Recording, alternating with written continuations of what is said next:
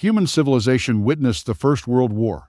In the second decade of the 20th century, the war, which lasted from 1914 to 1918, was called the War to End All Wars by the powerful nations of that time. At the end of the First World War, an international organization called the League of Nations was formed to prevent the recurrence of such bloody events. This organization is considered the predecessor of the current United Nations.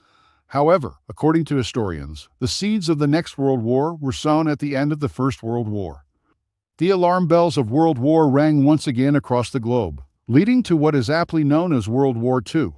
World War II was the bloodiest conflict in human history. Officially, this war lasted from 1939 to 1945. At least 30 countries participated, and about 100 million people were directly involved. By the war's end, the total number of casualties exceeded 75 million, of which more than 40 million were civilians.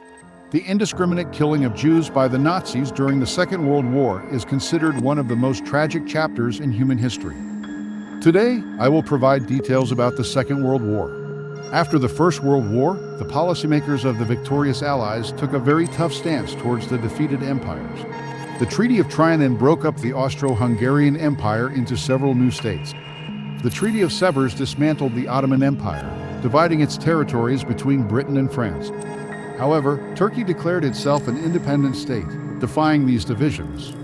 According to the Treaty of Versailles, signed as a surrender document in World War I, Germany had to pay a heavy price. First, it ceded control of several areas along its western border to France and Belgium, and a large portion of its eastern territory was used to create the new state of Poland. This separation left many ethnic Germans outside the borders of Germany. Additionally, severe restrictions were placed on the German military, limiting its personnel to below 100,000 and prohibiting the use of heavy weapons such as tanks and artillery. Germany was not even allowed to maintain an air force. Furthermore, Germany and its allies were required to pay massive reparations for World War I. These harsh conditions fueled resentment among the German public.